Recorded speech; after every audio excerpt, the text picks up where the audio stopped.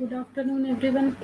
I Sadra Senaz, Assistant Professor, Department of Humanities and Social Sciences, Integral University, Lucknow.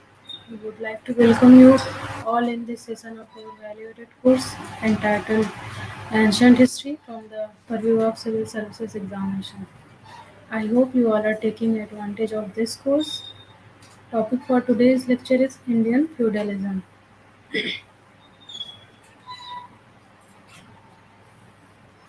The origins of feudalism in India. It is very difficult precisely to define the term feudalism, which is attributed to a stage of historical development far removed from one another in time and place, such as the Interregnum after the Old Kingdom in Egypt and the Chow period in China, but generally it is applied to society in medieval Europe from the 5th to the 15th century AD. It is therefore in the light of certain broad features of feudalism in the last scene that we will investigate the uh, origins of feudalism in India. From the post-Maurya period and especially from Gupta times, certain political and administrative developments tended to feudalize the state apparatus. The most striking development was the practice of making land grants to the Brahmanas, a custom which was sanctified by the injunction laid down in the Dharmasastras, the didactic portion of the epic and the Puranas. uh, the Anushasan Parv of the Mahabharata devotes a whole chapter to the praise of making gifts of land, Bhumidan Prasansa. The early Pali text of the pre-Maurya period refer to the village granted to the Brahmanas by the rulers of Kosala and Magad, but they do not mention the abandonment of any administrative rights by the donors. The same is the case with the earliest epigraphic record of a land grant, a Satvahan inscription of the 1st century BC, which refers to the grant of a village as a gift in the Ashwamedh sacrifice. Surprisingly enough, administrative rights were perhaps given up for the first time in the grants made to Buddhist monks by the Satvahan ruler Gautamiputra Satkarni in the 2nd century AD. The land granted to them could not be entered by royal troops, molested by government officials, or interfered with by the district police. Two significant features of such grants, which become more frequent from the 5th century AD, were the transfer of all sources of revenue and the surrender of police and administrative functions. The grants of the 2nd century AD mention the transfer of the king's control only over salt, which implies that they retained certain other sources of revenue. But in later grants, from the time of Pravarsen's second Vakataka onwards, 5th century AD, the ruler gave up his control over almost all sources of revenue, including pasturage, hides, and charcoal, mines for the production of salt, forest labor, and all hidden treasures and deposits. The Raghuvans states that, among other things, mines constitute the wages, vetan, of the king for protecting the earth. According to some grants of the 4th and 5th centuries AD, the Brahmanas were granted the right of enjoying the hidden treasures and deposits of the village. This meant the transfer of royal ownership over mines, which was an important sign of the king's sovereignty. Equally important is the fact that the donor not only abandoned his revenues but also the right to gor- to govern the inhabitants of the village that were granted. The Gupta period furnished at last half a dozen instances of grants of apparently settled villages made to the Brahmanas by the large feudatories in central India, in which the residents, including the cultivators and artisans were expressly asked by their respective rulers not only to pay the customary taxes on the donees but also to obey their commands. In two other land grants, royal commands were issued to government officials, employees as Sarvadhyaksh, and also to regular soldiers and umbrella bearers that they should not cause any disturbance to the Brahmanas. All this provides clear evidence of the surrender of the administrative power of the state. Nevertheless, the inscription of the 5th century AD show that the ruler generally retained the right to punish thieves, which was one of the main bases of the state power. The process of distinction reached its logical end when, in later times, the king made over to the Brahmanas not only this right, but also his right to punish all offences against family, property, person, etc. Of the seven organs of the state power mentioned in literary and epigraphic sources, the taxation system and coercive power based on the army are rightly regarded as two vital elements. If they are abandoned, the state power disintegrates. But this is the position created by the grants made to the brahmanas. The fiefs are usually granted for as long as the existence of the sun and the moon, which implies the permanent breakups of the integrity of the state. They are allotted to the brahmanas in return for their religious services, which might secure the spiritual welfare of the donors of their ancestors. Nevertheless, it was apparently not merely a religious obligation to grant land to the Brahmanas, but also a political necessity, as would appear from the nature of grants, which were permanent fiefs not to be entered by the soldiers and officers of the king. In one case, this political necessity is very evident. The grant of the Vakataka ruler Pravar Sen II clearly lays down that the thousand Brahmanas to whom a village is granted can hold it only on condition that they commit no treason against the kingdom, do not slay Brahmanas, do not commit theft and adultery, do not poison kings, do not wage wars, and do no wrong to other villages. Thus, in this case, the object is not to secure the support of the priests, but to prevent them from acting in opposition. Although negative, the purpose is clearly political. Commenting on term Brahmade in the early Pali texts, Buddha Ghosh, who flourished during the 5th century AD, said that the Brahmade grant carries with it judicial and administrative rights, which is corroborated by contemporary epigraphic evidence. This interpretation of the term Brahmade does not reflect the position in the pre-Maurya period, but in the time of the commentator. Thus, the widespread practice of making land grants in the Gupta period paved the way for the rise of Brahman feudatories, who perform administrative function not under the authority of the royal officers but almost independently. What was implicit in earlier grants became explicit in grants from about AD 1000 and was well recognized in the administrative system of the Turks.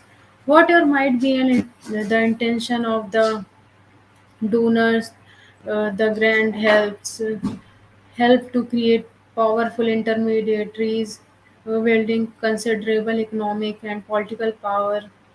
As the number of the land-owning Brahmanas went on increasing, some of them gradually shed their priestly function and turned their chief attention to the management of land. In their case, secular function became more important than religious function. But above all, as a result of land grants made to the Brahmanas. the comprehensive competence based on centralized control, which was the hallmark of the Maurya state, gave way to decentralization in the post-Maurya and the Gupta periods.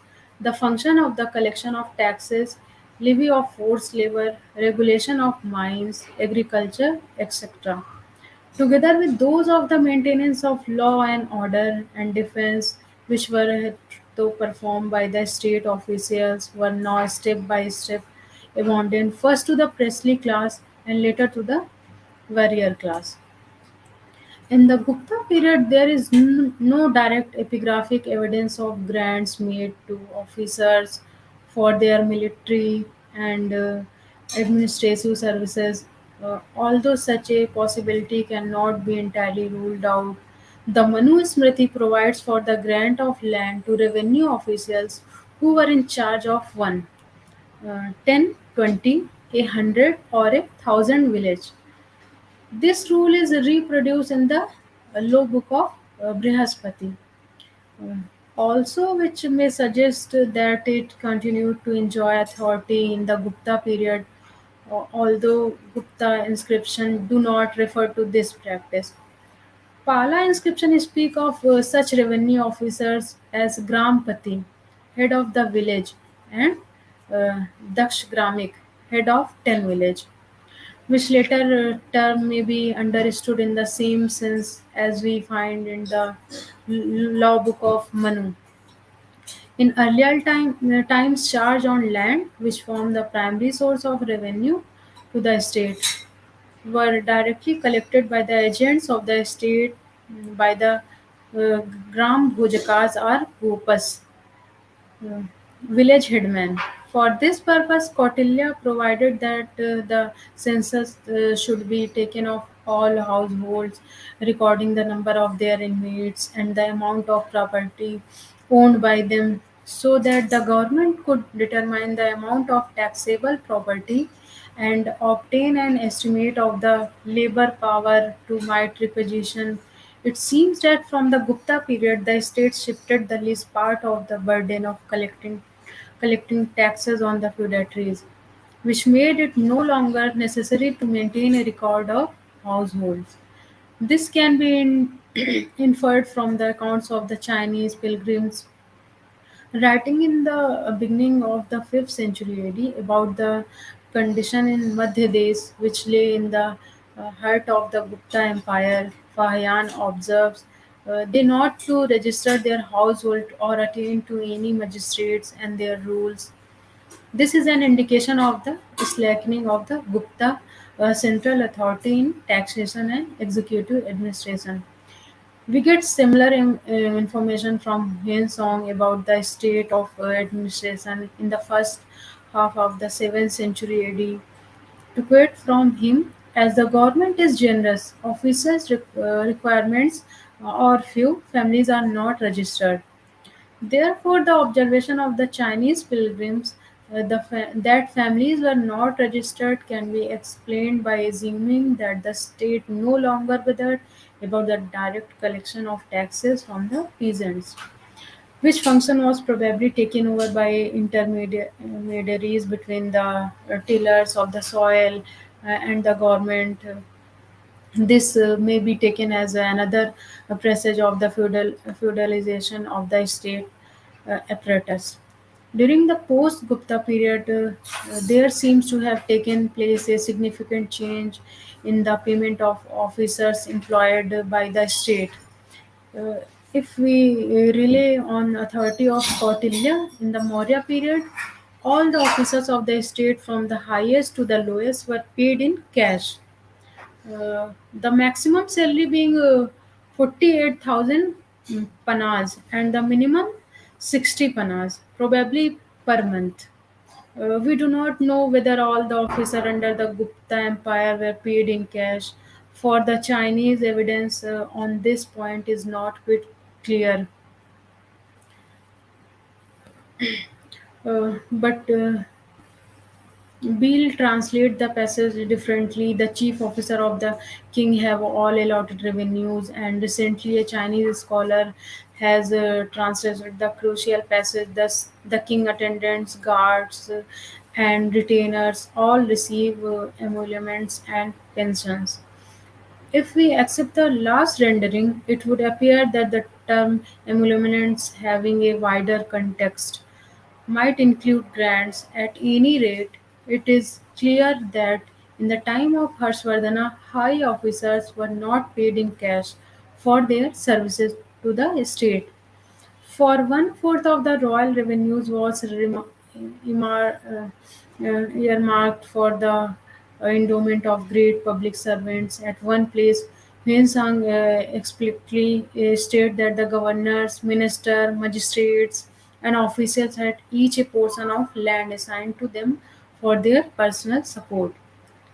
Thus, under Harsha, revenues were granted not only to priests and scholars, but also to the officers of the state, a practice the existence of which is supported by the paucity of coins belonging to this period. The problem of payment to officers in grants of revenues can be further examined in the light of the designation of the administrative officers and units of the Gupta period. The titles Bhogik and Bhogpatik suggest that these officers were assigned offices not so much for exercising royal authority over the subjects and working for their welfare as for enjoying the revenues. Sometimes the Bhogik held the office of Amatya also. We wonder whether, in such a case, the office of Bhogika was meant to remunerate its holder for his functions pertaining to the other office. Further, the office of the Bhogika was generally hereditary. Uh, for at least three generations of the Bhogikas are mentioned in several cases.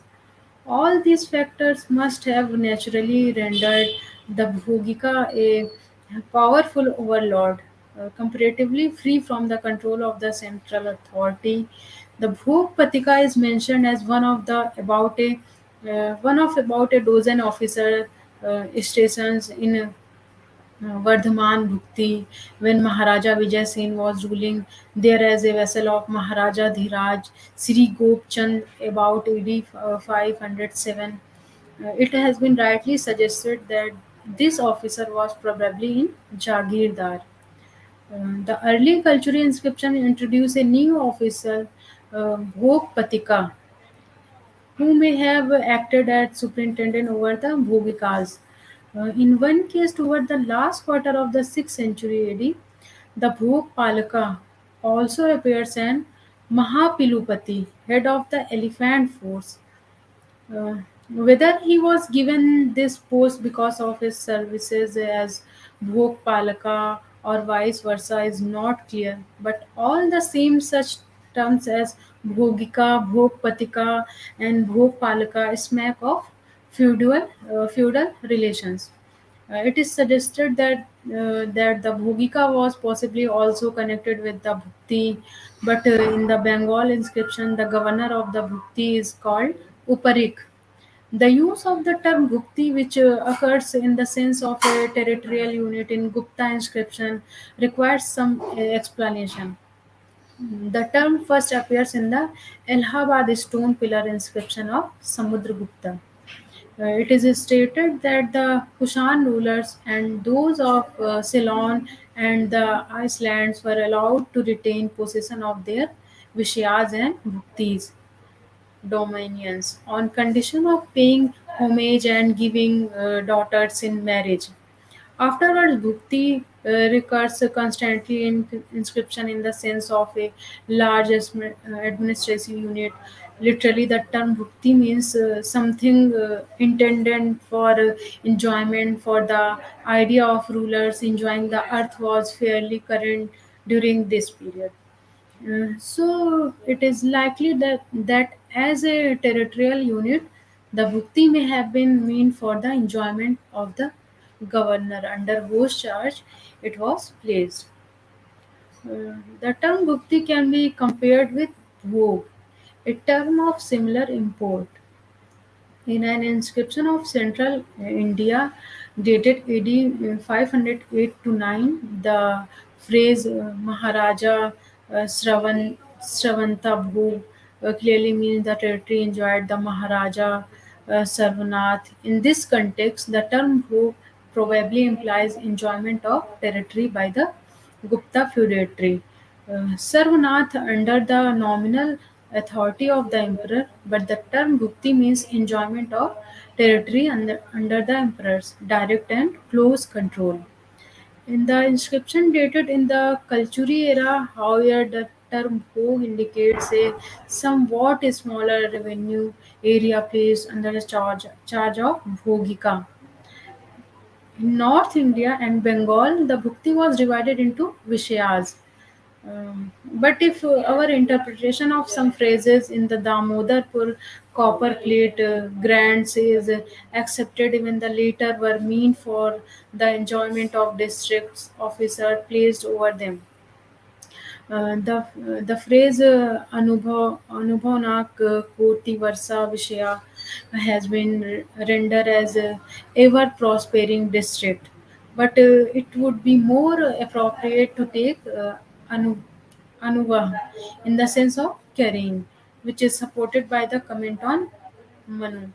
Hence, the term Anubhavank Vishaya should be understood as a district bearing burdens, the nature of which is indicated by the use of the phrase Hatsgyan Bhogan, which shows that the district contributed to the enjoyment of the governor either by supplying elephants, cavalry, and infantry, or by deferring the cost of their maintenance by the district governor.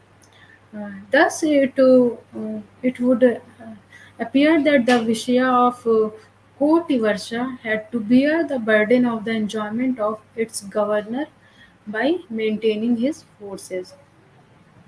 In the Maurya Empire, the Rajukas or divisional heads were appointed by the emperor, but their counterparts in the Gupta Empire, the Kumara Matyas, were appointed by the Uparika.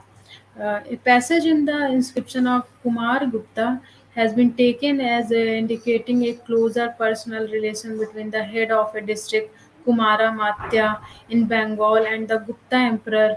And it is suggests that the Kumara Matya of Panchnagri, who is described as Bhattark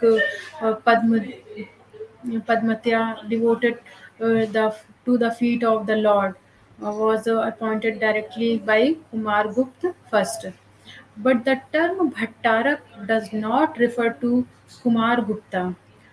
For in all his three earlier Bengal inscriptions, he is described as Param Bhattaraka. This is also found in two other inscriptions in which the Gupta emperor Buddhagupta is described in exactly similar terms. Therefore, the crucial passage implies the Kumara Matya of Panchnagari was devoted to his immediate lord, who may have been the head of the Pundavardhan Bhukti. It was only in the heart of the Gupta Empire or in areas nearer home that even the head of the Vishya was appointed by the Gupta emperor. As we find in the case of Sarvanaga Vishayapati of Antarvedi, or the country lying between the Ganga and the Yamuna. But significantly enough, here also the terms of the appointment of the district officer referred not to the administration or welfare of the subjects, but to the enjoyment of his territory by the Vishayapati. Thus, it would appear that, except in the areas in the heart of the empire, the Gupta emperor hardly enjoyed the direct allegiance of the district officers who were devoted to their immediate lord rather than to their overlord. But it would be wrong to assume that the Uparik Kumar Matya and Vishayapati behaved as a independent feudal barons. Ordinarily, several royal officers In some cases, as many as nine were connected with land grants in village. These grants mention higher and lower officers, but it is difficult to ascertain that in all cases the designation of the officer are arranged in hierarchical order. A Gujarat inscription, AD 541, recording a grant of land by Mahasamant Maharaj Sangasimha, conveys his order to his subordinates, who include uh, Rajasthanias, Uparikas, Kumaramatyas, Bhattas, and others. The analogy of the Bengal inscription shows that the Uprik was higher in status than the Vishapati and Kumara Matya. This shows that the order regarding grants was conveyed not only to high officials but also to their subordinates, which indicates that the ruler tried to make his authority felt even over the heads of the Visya, although these were appointed by the Uparika. The growing hereditary character of the divisional and district officers from the Gupta period onwards undermined central authority and lended to feudalize the administration further. Although Kautilya lays down the ministries, amatyas, and soldiers should be hereditary, we have hardly any contemporary epigraphic evidence to support this. But the inscription of the Gupta period show the posts of the Mantrin and the Sachiv who served with the Gupta emperor were hereditary. So was the post of the Amatya in central India. And Vaishali, in one case in central India, we find five generations of office holders in one family, of whom the first was Amatya, the second Amatya and Bhogika, the third Bhogika, and the fourth and the fifth Mahasandhi Vigrahik. The same region also furnishes other instances of two and sometimes three generation of Bhogikas. Further, the surname Datta of the Uparikas in charge of Gupti of Pundravardhan suggests that they probably belong to same family. Uh, Theoretically, the emperor enjoyed the power of dismissing his officials, but in practice, they and their descendants continued to be in office because of their local strength. They further gained in power and influence because of the practice of combining several offices in the same person. It is striking to note that during the Gupta period, village headmen appointed by the king were becoming semi-feudal. Officers primarily concerned with their own gains. What was done in the Maurya period by the superintendent of agriculture in the interest of the state was now done by the village headman. Gramadhipati Ayuktaka for filling his own granary. The Ayuktaka, who seems to be mentioned as a village official in some central Indian inscription of the early 5th century AD, lived upon a share of the agriculture produce of the village people, probably sending the major portion, thus realized to the king. What is remarkable is that he could impose forced labor on peasant women to serve his own needs, and not for the sake of the ruler, as was the case in earlier times. During the Gupta period, there arose a new types of village which served as a resort of royal favorites. It is stated in Puran texts that such a village was mostly inhabited by wicked and powerful people who, not owning any field themselves, lived upon the fields of others.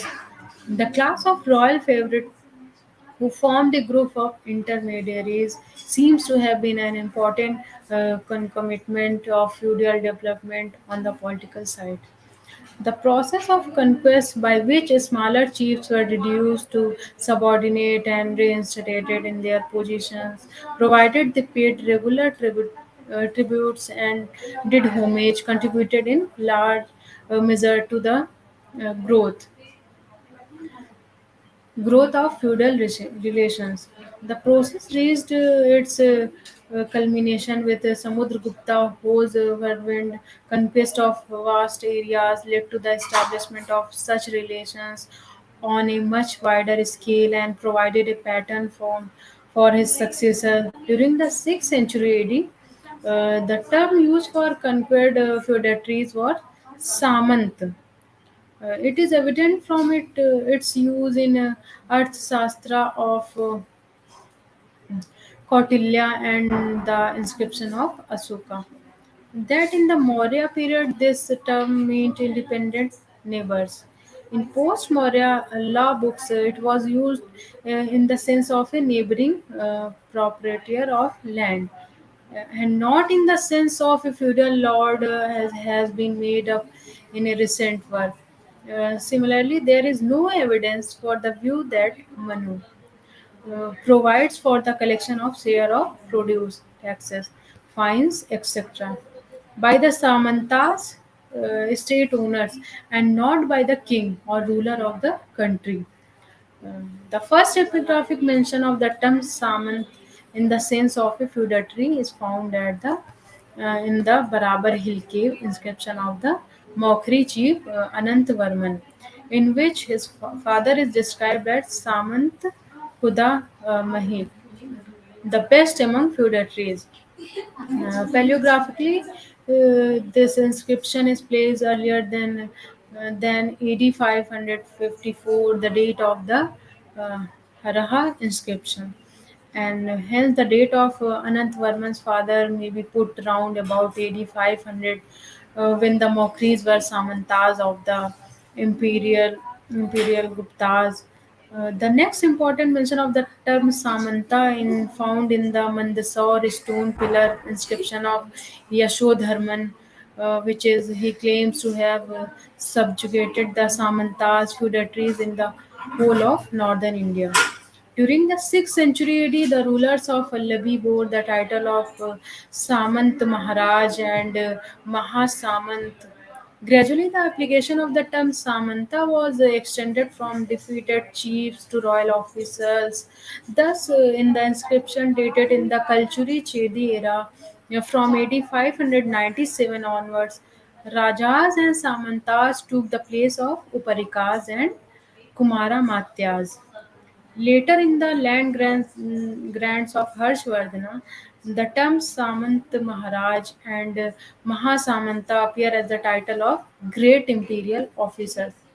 The obligation of Samanta towards the king cannot be precisely stated, but in the 7th century AD, they included the duty of providing troops for the lord. This seems to have been the case with the Samantas of Harsha.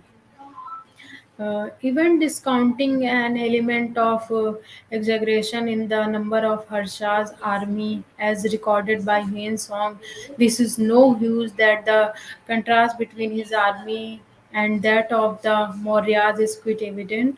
It would be too much to expect that with diminished resources over which Harsha's government did not exercise the same amount of control as the Mauryas. He would be able to maintain such a vast army, apparently not essential for the day-to-day defense of a kingdom much smaller in extent. The only probable explanation seems to be that this was a feudal militia, which was mustered only in time of war.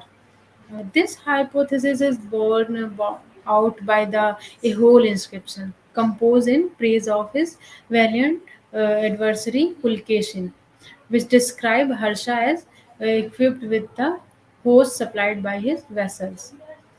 It is obvious that the practice of supplying troops to the lord made him dependent on his feudatories. Central authority was further undermined by the loss of royal monopoly over the possession of horses and elephants, especially the later in the pre-Maurya period. Elephants seems to have been ordinarily owned by the king. For in the Jataka story, an elephant is given as a reward by a king to the 30 families forming a village. Uh, where Power lay in the hands of more than one man. Every member of the ruling class had to supply an elephant to the state. This was the case with the 5,000 strong aristocratic state on the Bias. We learn from Megasthenes that in the Maurya period, no private person was allowed to keep either a horse or an elephant. For these animals were held to be the special property of the king. Quoting from Megasthenes, Strabo states that the royal stables were provided for horses and elephants and royal uh, magazine for arms because the soldier had to return his arms to magazine and his elephant to the stables. The number of horses and elephants possessed by the king was considerable, for Kautilya provides for the post of the superintendent of horses and elephants. Thus, in the pre-Maurya and the Maurya periods, horses were owned by private individuals, but there is not much evidence for the private ownership of elephants. The old tradition of elephants being the exclusive possession of the king is recorded in the Raghuvans, in which, along with other things, elephants from the forests are said to constitute the ways of the king for protecting the earth. But in fact, from the post Maurya period onwards, the position began to change. The Miling Panhu stated that the best of the elephants, horses, extra belonged to the king, which shows the royal possession was limited only to the elephants of the best quality. This monopoly was further undermined in the Gupta period. Narad lays down the owners of elephants and horses should not pay any fine for mischief caused by these animals, for they are looked upon as protectors of the king's subjects. This signifies that horses and elephants were owned by private individuals, although superintendents of these animals are mentioned as important functionaries in the law book of Brihaspati and also in contemporary inscription. We further learned that the possession of horses and elephants by the high functionaries of the state was considered a menace to royal power. Thus, the Kamandak Nitisar provides that information should be kept about the elephants and horses, the Mahamatra, superior officer, and the Purohita, chief priest. While in the interest of the ruler, vigil was to maintain over the military strength of high functionaries in relation to the subjects. They were allowed an amount of latitude which they did not enjoy before. Uh, Gautama, a law book which is pre-Maurya in its essential provides a fine for the owner whose horse caused damage. But in such a case, Narad exempts the owners of elephants and horses on the ground that they are protectors of the subjects. Another passage of the same text, uh, however, implies that the owner of a horse is liable to punishment for the offense committed by the animal if it has been deliberately set to do it. So it would appear that in the Gupta period, owners of elephants and horses were regarded as natural protectors of the people, a function which was formerly discharged by regularly appointed officers of the state. In India, the need for protection did not lead to any considerable practice of commendation, which was so common in Europe on account of the anarchical condition created by barbarian invasions. Invasions. Nevertheless, the law book of Vishnu, a work of about the 3rd century AD, stated that in order to obtain wealth and security, the householder should apply to a lord. The speculation regarding the origin of government in an early medieval Tibetan Buddhist text throw some light on this problem. The text states that because of the insecurity caused by theft, the people made the strongest among themselves the lords over their fields. This is significant because the earlier Buddhist texts refer to the election by the people of single chief and not of lords by their fields. The later version, which shows us individual peasants surrendering their land to powerful lords in return to protection, probably reflects condition which existed at the time of its origin, but actual example of commendation are very few. According to an inscription of about the 8th century AD from the district of Hazaribagh, Bihar, the people of a certain village commanded themselves to a merchant prince who offered them protection by meeting on their behalf a demand made by their king for a due or service of uncertain character. With the king approval, they request the merchants to become their Raja, and he readily agreed to do so. There is another important indication that central authority was growing weaker and local lords stronger. Narad lays down that those who oppose the king and prevent the payment of taxes should be dealt with by similar people. Although the theory of divide and rule is very old, the advice that disorderly elements should be used and one against the other suggests that officials under the direct control of the state were incapable of dealing with certain powerful individuals who in all probably approximated to the status of feudal intermediaries.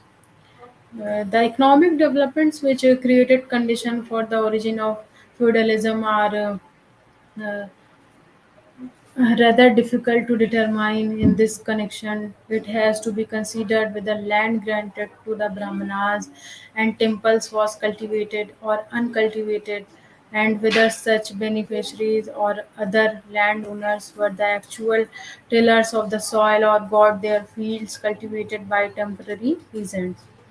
A Satvahan inscription from the western Deccan of AD 130, which grants a part of the royal land to some Buddhist monks, states that if the land is not cultivated, the village is not to be settled. This clearly shows that the leaves from the 2nd century AD villages which were given away possess cultivated lands. In the Ikshvaku inscription of the Krishna Guntur area in Andhra Pradesh, of the second half of the 3rd century AD, the ruler is referred to as the giver of hundreds and thousands of bulb, uh, as much land as can be cultivated by one plough. The use of bala as a measure of land by the Ikshvaku rulers definitely shows that plough cultivation was well known to the people of Andhra from the beginning of the 3rd century AD. Although we are not in position to ascertain the nature of the village granted to the Brahmanas as gifts for sacrifice in the western Deccan during the 1st century BC. It is evident that such villages granted in 2nd and 3rd centuries of the Christian era were cultivated. Uh, the use of terms khil and aprahat in the Gupta land grants of the north and eastern Bengal has been interpreted as meaning that waste and uncultivated lands were given to the Brahmanas, but this interpretation does not suit all cases. For instance, in the background copper plate inscription of AD 448, the term Khil Kshetra cannot be taken in the sense of uncultivated and wasteland. Firstly, in the contemporary law book of Narad, the term Khil is defined as a tract of land which was not been under cultivation for 3 years. Secondly, in the above grant the Khil Kshetra is accompanied by some homestead land for a class of persons serving the temples, which suggests that it was not entirely wasteland. Similarly, in the Damodarpur copper plate inscription of AD 543, The phrases "prihat" and "khil" seem to have been used in a conventional sense. For in this case, land is so scarce that five kulyawapas of land have to purchase at three places. Uh, Now, besides, here also untiled Aprahat and follow Khil. Land is accompanied by building land, Vastu, which makes it doubtful that the land was waste. And finally, the land in question is not always described as Aprahat. For at one place, the whole area of five Kulyavapas is defined as Khil. Yeah. Now we learn from another Damodar land grant of the last quarter of the 5th century AD. The four Kulyavapas of land mean for a gift to a good card, uh, Koka Mukswamin, and seven Kulyavapas to Svetaswar, uh, Swetaswar Swamin. Both purchased by a merchant were cultivated areas beyond any doubt. The grants of land to temples and brahmanas in the eastern part of the modern Madhya Pradesh in the dominance of Prithvirajaka Parivrajaka feudalities of the Guptas differed from those made in Bengal in two important respects. The Bengal grants, which were the result of sale transaction effected by individual transferred plots of land, while the Central Indian grants, which were made by feudatories, gave away village. The Bengal grants, which were made the sanction of the officers of the central government, carried immunity from taxes only. But the Central India grants provided administrative immunities as well. But as in the case of Bengal grants in central India, also terms denoting uncultivated land were used in conventional sense. Although several grants in central India were made according to the maxim of fallow land, uh, Bhumichariniya, there is hardly any other indication to show that the village were not cultivated and settled. In most cases, the term Bhumicharan served as a legal fiction. Thus, two villages which were granted according to this maxim to the Brahmanas for carrying on the worship of goddess Pishtapurik Devi and repairing temple were clearly settled village. They were inhabited by Brahmanas and others to whom the order regarding the grant was conveyed. Further, these villages had been bestowed earlier as a mark of favor upon Pulinda Bhatt, evidently as a Brahmana, who in his turn granted these to another priest, Kumar Swamin, for which act they obtained the sanction of Maharaj Sarvanath. Accidentally, this also shows the process of sub-infiltration. Similarly, in the inscription dated in the Kaljuri Chedi era, founded in Gujarat and Maharashtra, and dating from the 5th to 7th century AD, the term Bhumichhed is apparently used in the grants of those villages and plots of land which were settled and cultivated. Of all these nine cases, only three refer to grants of plots of land, the remaining six dealing with grants of village. It is significant that in the earliest inscription belonging to this group, the order of Maharaja Subandhu regarding the grant of a village is conveyed to its inhabitants. Although the village is granted according to the Bhumi Chidra, Bhumi Chidrya. If settled villages were granted according to this maxim even in early part of the 5th century AD, the mention of Bhumi Chidrayan in the grants of the 6th and 7th centuries may have been a mere formality. This is Bhumi Chidranaya, grant of AD 642 from Gujarat. Land seems to have been granted with a farmhouse. The usual phraseology in almost all such grants is that villages and plots of land were granted together with a udang and uparikar. exclusive of all dues and exempt from all gifts, forced labor, and special rights, and not to be entered by uh, katas and bhatas, which again suggests that these were settled area. In several cases, the Donis were also entitled to the receipt of fines realized from those who were convicted of 10 offences. The long list of taxes and imposts from which the Donis are granted exemption hardly allows us to presume that these villages were virgin land. In this context, the term Avanirdhanyan, the equivalent of Bhumi also appears to legal function. This is Maharashtra. A village was granted according to the maximum of Avanirdh in AD 573. But it was declared free from the obligation of gifts, foods, labor, cases for providing meals to royal officer on tour, and all taxes, and was invested with the powers of adjusting local disputes, which makes it likely that it was a settled village. Therefore, we must be very careful in interpreting such terms as khil, aprahat, bhumi chidra, and avanirintra used in the land grants of the 5th to the 6th century AD.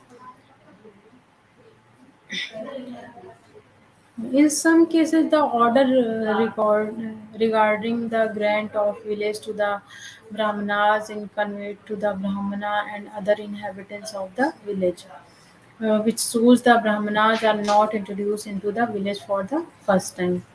Most land grants, especially those dated in the first 4 centuries of the Kalchuri Chedi era, do not furnish any information about the original residence of the Brahmana Donis, although their gotra is frequently described as Bhardwaj.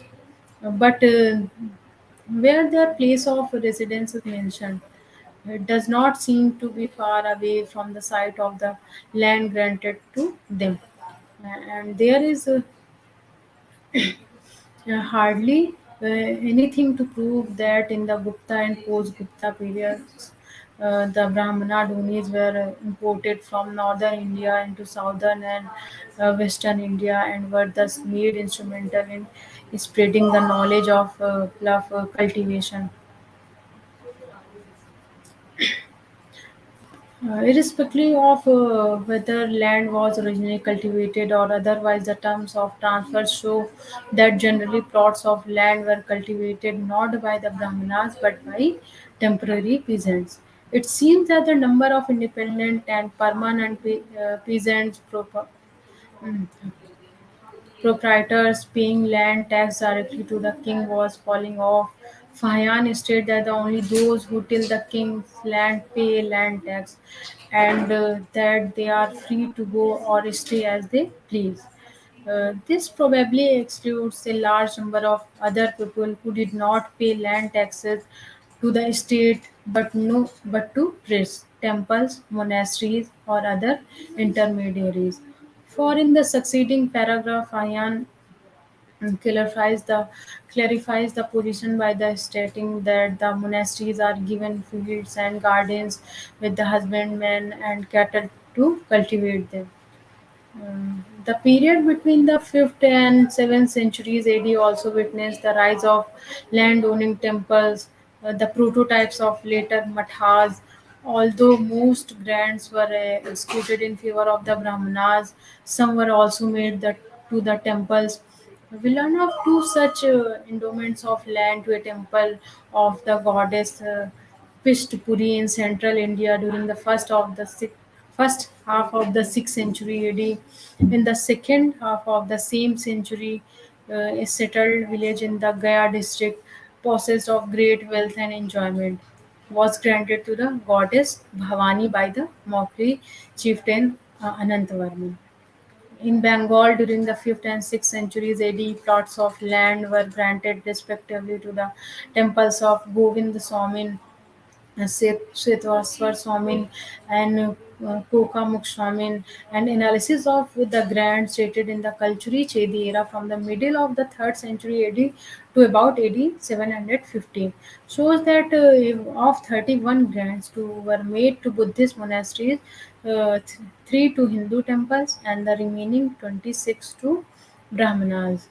Fahian inform us that after the nirvana of the Buddha, the king's elder lay Buddhists built monasteries for the monks and provided them with houses, gardens, and fields with husbandmen and cattle to cultivate them.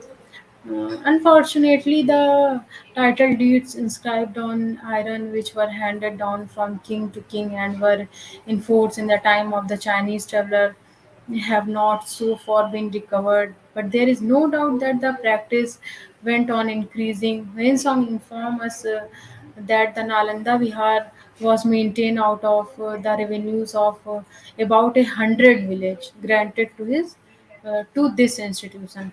In the time of fixing, this number seems to have risen 200. As a result of the process of the land grant, these temples and monasteries developed as semi-independent areas, enjoying immunities on religious grounds, and were gradually converted into medieval mathas, rich enough to temper, tempt the Turkish invaders. The accounts of the Fayan and Itzing leave no doubt that the monasteries got their lands cultivated by temporary tenants. Itzing also gives some idea about the nature of the tenure on which the cultivators were assigned land. He stated that the son provided the bulls and fields and generally received one-sixth of the produce. Whitting does not indicate whether the cultivators were also provided with plough seeds, manure, and other equipment for agriculture. It seems that the tillers of the soil were not hired laborers receiving wages as in former times, but were semi-serfs or temporary owners of land paying rental to the landowners. If a temple or a monastery was the landowner, it had no payment to make to the state. The law books of the Gupta period show that similar arrangements were made in relation to the secular holdings, with the difference that the owner of the land was under the obligation of making some payment to the state. Kautilya provides that in new settlements, land fit for cultivation should be given to peasant by the king. Yet Yagwal lays down that land should be assigned to cultivator by the landowner and not by the king, who of course was entitled to the fruits improvement made on the land in the case of the absence of owner. From the comments of Mitakshara and Yagwal, uh, it appears that there were four hierarchical stages comprising Mahipati, Chhatraswamin, cultivators, and subtenant to or hired laborer. We are not certain about the last stage during the Gupta period, but there can be no doubt about the existence of the first three. The law book of Brihaspati, however, introduced the term Swamin in the place of the term Kshetra Swamin, but makes it clear that the Swamin formed an intermediate stage between the Raja and the actual tiller of the soil. The Swamin owned his position to the practice of leasing out land by the owners to cultivators who were liable to penalties if they neglected cultivation. So these cultivators were in the nature of temporary peasant and not serfs. The above features of the organization of agricultural production are corroborated by the epigraphic evidence. Land grants of the 4th to 6th century AD in Maharashtra and Gujarat clearly establish that the recipient was given to right of enjoying the land, cultivating it, or getting to cultivate it on lease.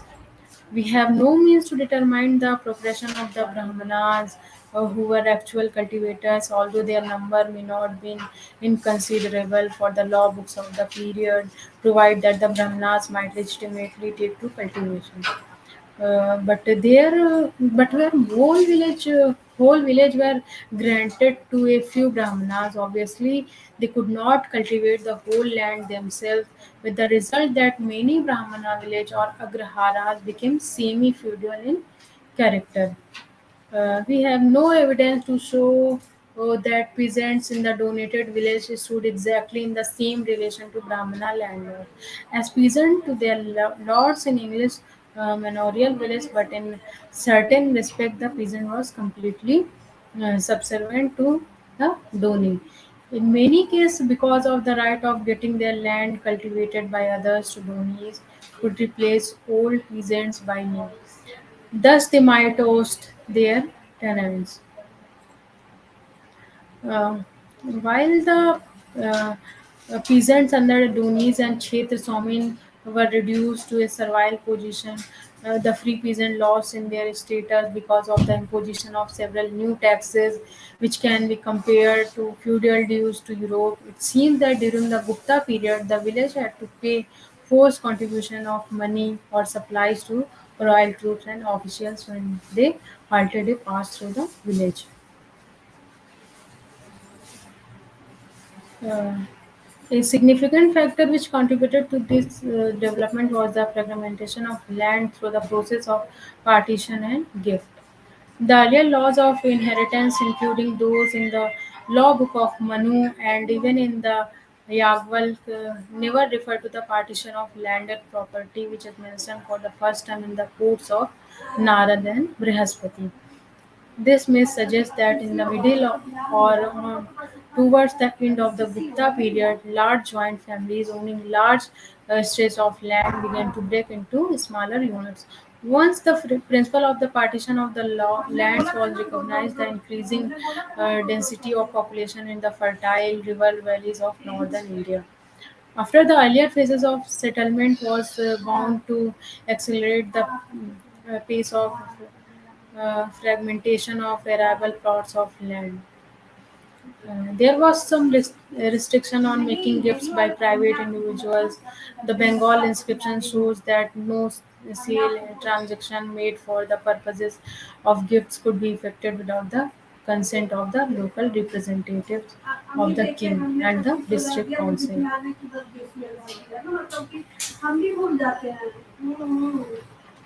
Now the session is open for question answer round.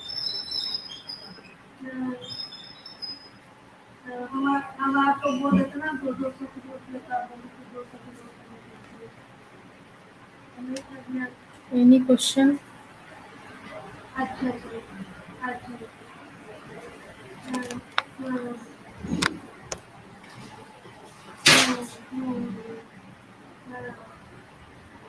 No question. Now the session is closed for question answer round.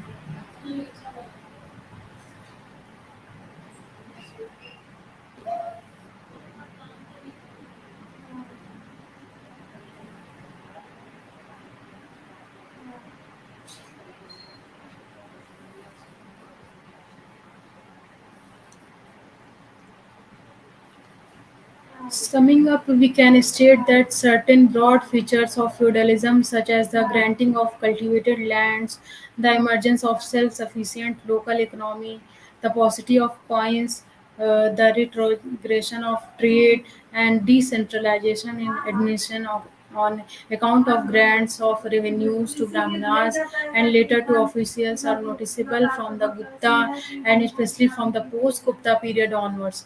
But the nature and extent of each of these features require further investigation, without which we cannot reach by definite conclusion of a more precise character. Okay, thank you.